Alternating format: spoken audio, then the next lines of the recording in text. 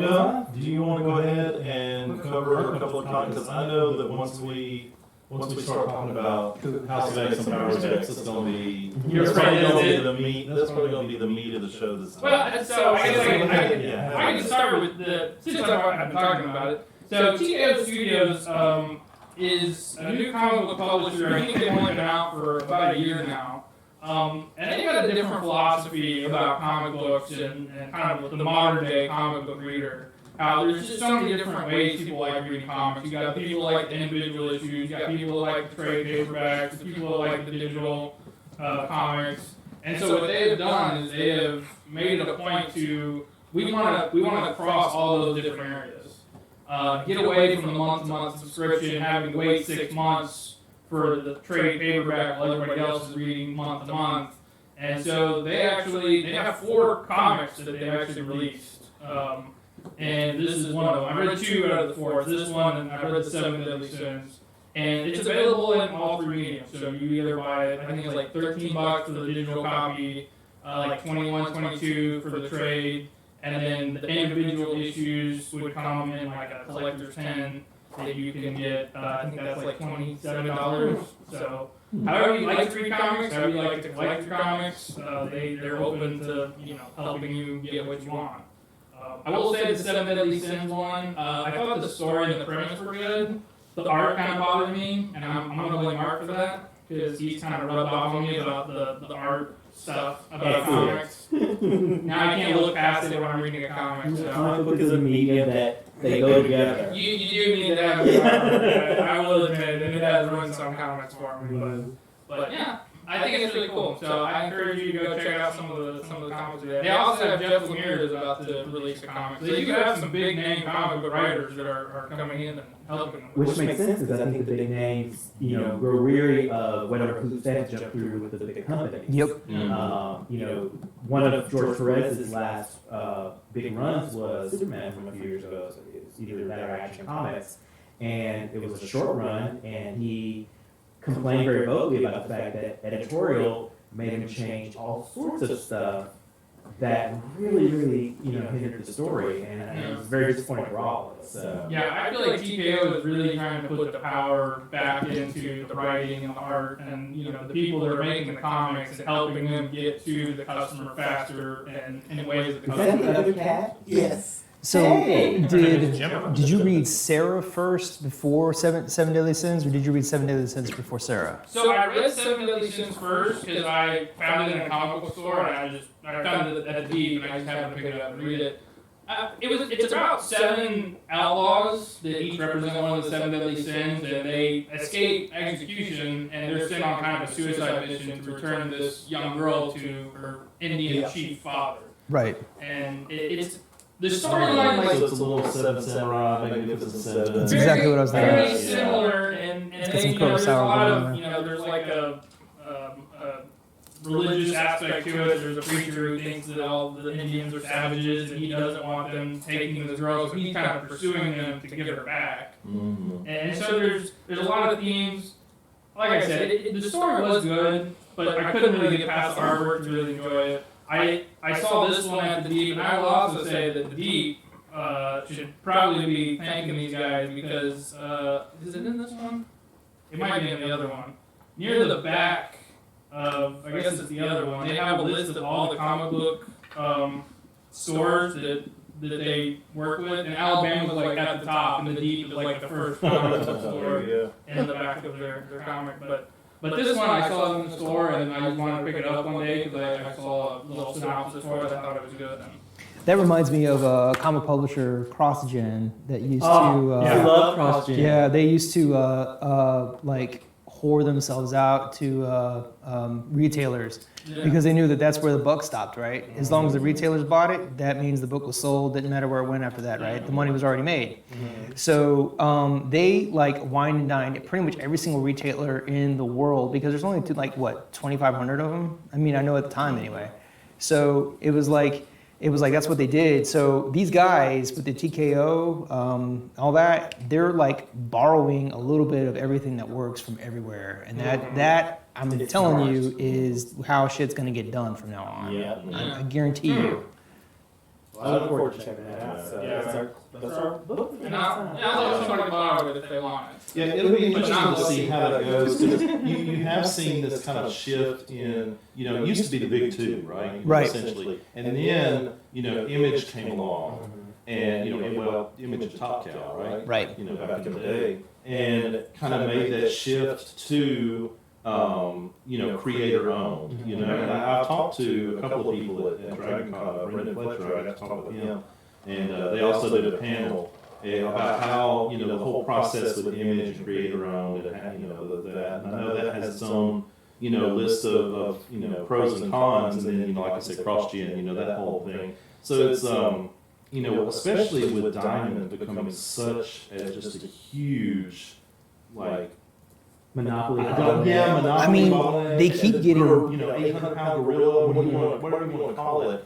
They're essentially just bullying everybody. Yeah. It's like you go, you do Diamond, or you don't, or you just don't work in town. Right. that's right. So, stuff like this, like you said, it'll be interesting to see where that shifts and what that goes to in response. Because I know that, you've seen a couple of articles and a couple of videos come out with, people that own comic shops are worn out, with Diamond and the whole grind, and especially, when things like The Walking Dead ending happen, and how that hurts, it affects their bottom line and their ordering and things like that. So it's just, it'll be interesting to see where things shift and go to. So. Man, I'm so glad you brought The Walking Dead. I mean, I don't want to like derail anything, but man, those retailers that relied on Walking Dead every month. Mm-hmm. And then for him to just kind of like go, well, I'm thinking about the readers instead. Yeah. It's kind of like, that's awesome, but at the same time, fuck you, dude. I know, right? Yeah, exactly. I can see both sides of it. Did we talk about this last show? I don't think we did. I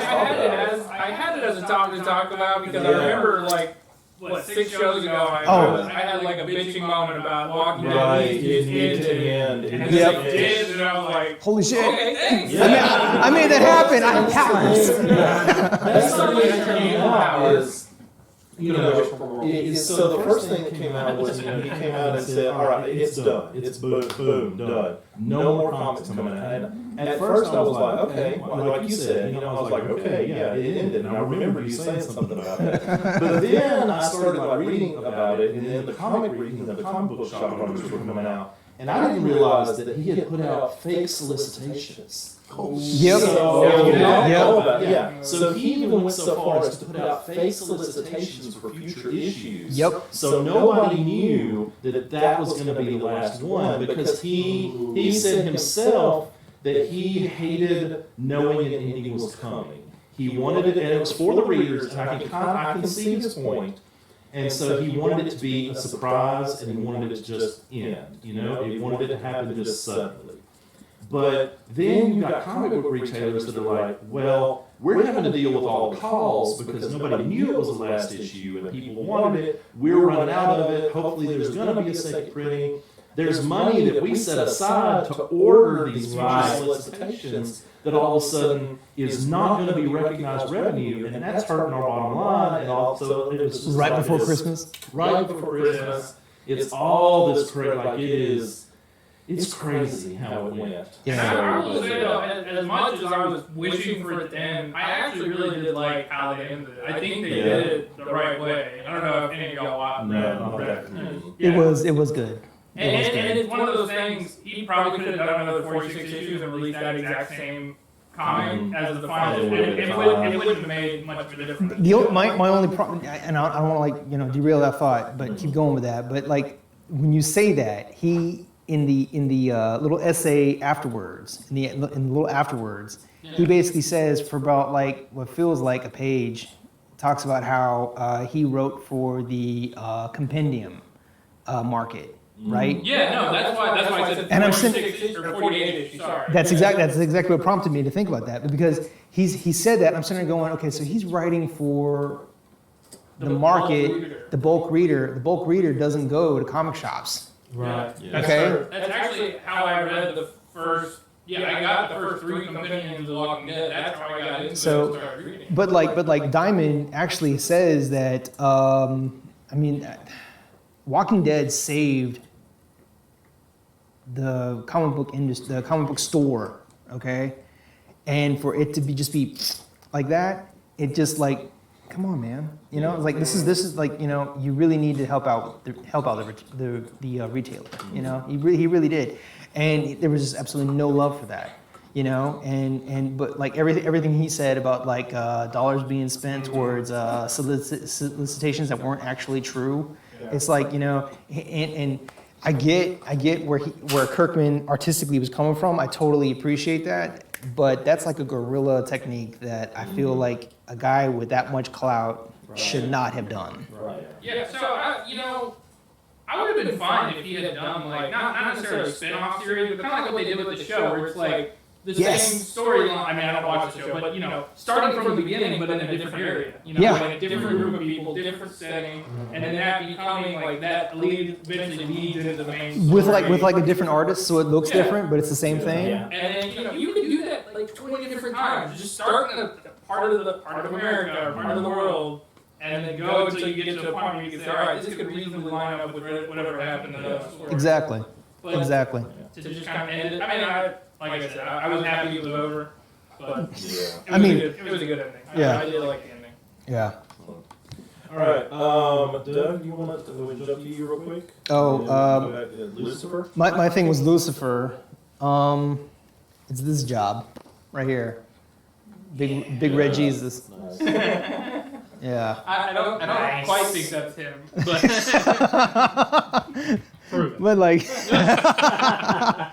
But like, I think the thing about this that I like is that okay, so I kind of have like a rule with comics is that like you can open up a comic, you could read that page, and you should be able to know what's going on without having to read anything, okay? Or at least have an idea of the tone, the setting, the mood, whatever, okay? And this comic is schizophrenic because you like can go to any other different page, and it's a whole new scene. You recognize the same characters though. That's the only thing that's the same is the characters. But I'm gonna say this comic like is like the greatest hits of everything that is like the devil. Okay? It's like it takes like this idea that it basically takes like Dante's Inferno, Milton's Paradise, all of these devils that exist. What's his name? William Blake. All those devils that exist, he takes them all, and he puts them into one story, and he does them like what only comic books can do, where he retcons the shit out of it. And like Caliban from The Tempest, and his mother, who's not even in the play, she makes an appearance. And so she's there, Lucifer and Caliban's mother, and her name is unpronounceable to me. So you just have to read it to figure that out. But it's basically it's sublime. I mean, of course it's Shakespeare. You know, Gaiman has to do Shakespeare. So, but he finally found a way to put Lucifer back in hell, tell every single devil story as like a greatest hits album. And 3, to sew a love story in there, like a Russian novel. So I'm probably going to keep reading it. It hurts my head because, like I said before about the trying to follow one page, it's a nightmare. So, but it's. Is this a book club maybe week after next week? I mean, if we could do that. I mean. But would it be able to talk about what's actually happening? I want you guys to like me afterwards, you know? Because there's stuff that goes on where it's just like, why does it happen that way? I didn't even think about it. You haven't done a book club yet, have you? No, I mean everyone else. I totally just stole. No, you got. I mean, there's like what you call it? Like food chain or like what? Pecking order. There we go. That's what I'm talking about. So, but like yeah. I mean, like this is like I mean, if you any concept of the devil, you can find something that you relate to, and that's spooky, because that's like finding out that you relate to a serial killer on some level. You know? So, you know, that's one of the reasons why I said I want you guys to like me. So maybe not. Maybe not. I'm you know? curious now, though. Yeah. But like I said, the Russian novel, taking the longest through every single sentence, that's what this thing does with a love story. It's actually a love story. So it's sublime. So Well, I think one comment on that. That actually makes me excited to read it because this is a segue in a way, but having just recently devoured House and Powers of X, which are very deep and meaty reads, so to speak, that makes me actually remember how much I like that. Mm-hmm. And so that's actually, Maybe it this excites me. excites you, Yeah, that excites me to think that would be another one I could get into. Yeah. Okay, so Travis, do you want to get any more? Or Yeah, do you so wanna- just real fast, we're not talking long, but just since we were kind of on the topic of Neil Gaiman, I thought I'd talk about this. And you might have actually read the... I haven't. You haven't? Which means I'm gonna have to look at it. Don't worry. No, I won't run it. This is a story that Neil Gaiman did. It's called Snow Glass Apples. And it's the story of Snow White, but in reverse, where the evil stepmother is actually the hero of the story, and Snow White is the villain. It sounds fun. This was actually, I didn't realize this until after I read it. This was, I think, an essay that Neil Gaiman did back in the 90s. That they just recently turned into a graphic novel. And it plays on a lot of themes very similar to what it sounded like you were just talking about with, the Lucifer comic. And it really is a dark, dark book. So I would say be prepared if you do want to read this one. I'm not going to go into. There's a lot of themes. Vampirism. It is. It's pedophilia, incest. I mean. Oh, wow. Yeah. If you can think about it, it's happening in the story, and you'd be shocked at how it's happening. So it's definitely not for the faint of heart. You can tell just from the cover that it is a pretty dark comic. Beautiful. Yeah, but the art is gorgeous. If you scroll down, and one thing that I love that they do in this book is it's not panels. It's like intricate, like the artwork is all The whole connected. thing. Yeah. Hurry up, let me say. And the dialogue is like just flows across the pictures and kind of tells the story as you read across. So it's very flowy with how they do it. Yeah, they don't play with the scenes there. Man. They do not. They're incredibly graphic. It's beautiful. And that's FFW. His murder mystery that he did that was like this, where P. Craig Russell pulled it from a story that he had done about the first crime, and he tied it to L.A. And it was like this, where the scenes were very fluid. And then once dialogue started happening, and that's when you started seeing panels, and then it was like music, Yeah. And Who's the artist? on this one, Helene Duran. Right? yeah. She's amazing. She can she can do anything. This is beautiful. The colors are amazing.